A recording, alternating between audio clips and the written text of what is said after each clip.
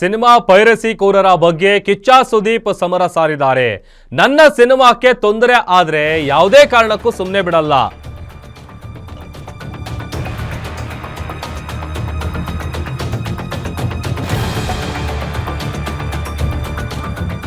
ಕಿಚ್ಚ ಸುದೀಪ್ ನಟನೆಯ mark cinema 2 ದಿನದ ಹಿಂದಷ್ಟೇ ರಿಲೀಸ್ ಆಗಿದೆ. ಸಿನಿಮಾ ನೋಡಿದಂತ ಅಭಿಮಾನಿಗಳು ಒಂದ್ ಕಡೆ ಆ ಸಿನಿಮಾ ಬಗ್ಗೆ ಮೆಚ್ಕೊಳ್ತಾ ಇದ್ದಾರೆ. ಮತ್ತೊಂದ್ ಕಡೆ ಈ ಪೈರಸಿ ಕೋರರ ವಿರುದ್ಧ ಕಿಚ್ಚ ಸುದೀಪ್ ಅವರು ಸಮರ ಸಾರಿದ್ದಾರೆ. ನನ್ನ ಸಿನಿಮಾಕ್ಕೆ ತೊಂದರೆ ಆದ್ರೆ ಯಾವುದೇ ಕಾರಣಕ್ಕೂ ಸುಮ್ಮನೆ ಬಿಡಲ್ಲ. ಈಗಷ್ಟೇ ನನ್ನ ಸಿನಿಮಾ ರಿಲೀಸ್ ಆಗಿದೆ. ಕಳೆದ ಬಾರಿ ಸಿನಿಮಾ ಬಿಡುಗಡೆ ಆದಾಗ ಪೈರಸಿ ಆಗಿತ್ತು. ಹಾಗಾಗಿ ಹುಬ್ಬಳ್ಳಿಯಲ್ಲಿ 48 ಗಂಟೆಗೂ ಮೊದಲೇ ಎಚ್ಚರಿಸಿದ್ದೆ. ಮಾರ್ಕ್ ಚಿತ್ರದ ಸಕ್ಸಸ್ ಮೀಟ್ ನಲ್ಲಿ ಸುದೀಪ್ ಅವರು ಒಂದು ವಾರ್ನಿಂಗ್ ಅನ್ನ ಕೊಟ್ಟಿದ್ರು. ಪಕ್ಕದ ಮನೆಯವರು ಹೊಡೆದ್ರೆ ಸುಮ್ಮನೆ ಕೂರೋದಕ್ಕಾಗಲ್ಲ. ನಾನು ಕಪಾಳ ಕೊಡಿಸಿಕೊಳ್ಳುವಷ್ಟು ಒಳ್ಳೆಯವನಂತೂ ಅಲ್ವೇ ಅಲ್ಲ.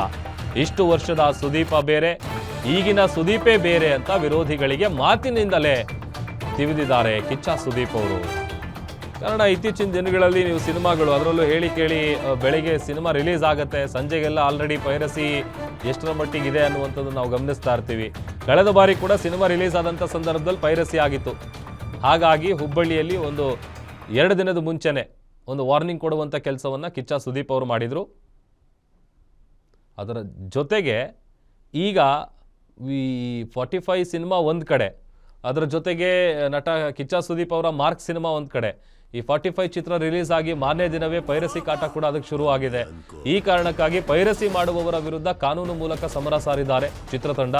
ಸಿಟಿ ಸಿವಿಲ್ ಕೋರ್ಟ್ನಿಂದ ಮಧ್ಯಂತರ ಆದೇಶವನ್ನು ತಂದಿದ್ದಾರೆ. ಸದರಿ ನ್ಯಾಯಾಲಯದ ಮಧ್ಯಂತರ ಆದೇಶದಂತೆ 45 ಚಿತ್ರದ ಕುರಿತು ಯಾವುದೇ ರೀತಿಯಾದಂತಹ ಅವಹೇಳನಕಾರಿ, ಮಾನಹಾನಿಕರ, ಅಪಪ್ರಚಾರಾತ್ಮಕ ವಿಮರ್ಶೆ, ನೆಗೆಟಿವ್ ರೇಟಿಂಗ್ ಅನ್ನು ಕೊಡುವಂತಿಲ್ಲ. ಈಗಾಗಲೇ ಪ್ರಕಟಣೆಗೊಂಡಿರುವಂಥ ಎಲ್ಲ ವಿಷಯಗಳನ್ನು ತೆಗೆದುಹಾಕಿ ನಿಷ್ಕ್ರಿಯಗೊಳಿಸುವಂತೆ ನ್ಯಾಯಾಲಯ ನಿರ್ದೇಶಿಸಿದೆ. 24 ಅವರ್ಸ್ ಮುಂಚೆನೆ ನಿಮ್ಗೆ ಎಚ್ಚರಿಕೆ ಕೊಟ್ಟಿದ್ದೇನಕ್ಕಂದ್ರೆ 48 ಅವರ್ಸ್ ಮುಂಚೆ ನನಗೆ ಗೊತ್ತಾಗಿತ್ತು. ನಾನು ನಿಮಗೊಂದು ಮಾತು ಹೇಳಿದೆ ಅಲ್ಲಿ ನಮ್ಮ ಸ್ನೇಹಿತರಿಗೆ ಇಂಟರ್ವ್ಯೂ ಕೂತ್ಕೊಂಡಾಗ, ಪ್ರತಿ ಕ್ರಿಕೆಟ್ ಟೀಮಲ್ಲಿ ಆಪೋಸಿಷನ್ ಟೀಮಲ್ಲಿ 11 ಜನ ಇರ್ತಾರೆ, ನನ್ನ ಟೀಮಿಗೆ ಮಾತ್ರ ಎದುರುಗಡೆ 33 ಜನ ನಿಂತಿರ್ತಾರೆ ಅಂತ. ಬಟ್ ನಮ್ಮ 11 ಜನ ಸಾಕು ಸರ್, ಸಖತ್ತಾಗಿ ಆಲ್ರೌಂಡರ್ಸ್ ಇದೀವಿ ನಾವು, ಸುಮ್ಮನೇನಿಲ್ಲ, ನಾವು ಮಾತಾಡಲ್ಲ ಅಷ್ಟೇನೆ. ಬಟ್ ನೀವೇ ನೋಡಿದ್ರಿ, ಇವಾಗ ಅಹಂಕಾರದಲ್ಲಿ ಅಭಿಮಾನಿಗಳನ್ನ ಮುಂದೆ ಇಟ್ಕೊಂಡು ಮಾತಾಡೋ ವ್ಯಕ್ತಿ ನಾನು ಆಗಿದ್ದಿದ್ರೆ ಇಷ್ಟು ವರ್ಷದಿಂದ ನೀವು ನೋಡಿರೋ ಸುದೀಪ್ ಸುಳ್ಳಾಗೋದ. ನಾನು ಆ ಥರ ಅಲ್ಲ. ಬಟ್ ಮಾತಾಡಿದ್ದೀನಿ ಅಂದ್ರೆ ನಾನು ಏನೋ ನೋಡಿರ್ಬೇಕು, ಕೇಳಿರ್ಬೇಕು, ದೃಢವಾಗಿರ್ಬೇಕು. ಇವತ್ತು ನಿಮ್ ಕಣ್ಣಿಗೆ ಕಾಣಿಸ್ತಾ ಇದೆ. ನೀವೇ ಒಂದು ಒಳ್ಳೆ ಮಾತು ಹೇಳಿದ್ರಿ, 24 ಅವರ್ಸ್ ಆಗಿರಲ್ಲ ಅಂತ.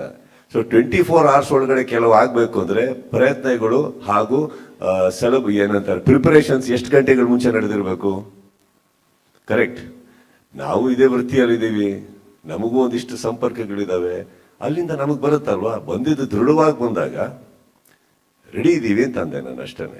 ಪಾಯಿಂಟ್ ಏನಂತಂದ್ರೆ ಅಗೇನ್ ಗೋಯಿಂಗ್ ಬೈ ದಟ್, ಸ್ವಲ್ಪ ತಾಳ್ಮೆಲಿದ್ದಾಗ ಪ್ರತಿಯೊಬ್ಬರಿಗೂ ಅವರ ಉತ್ತರಗಳು ಸಿಗ್ತವೆ ಸರ್. 24 ಅವರ್ಸ್ ಮುಂಚೆ